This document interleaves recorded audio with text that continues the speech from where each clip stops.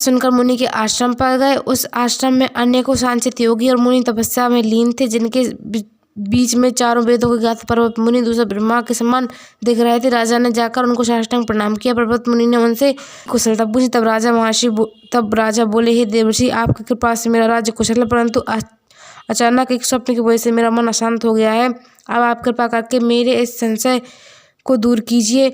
ऐसा सुनकर पर्वत मुनि ने एक क्षण के लिए नेत्र बंद कर और भूत भविष्य का विचार करने लगे। फिर वे बोले, हे राजन, मैंने अपने योग बल के द्वारा तुम्हारे पिता के सब कर्मों का ज्ञान प्राप्त कर लिया है।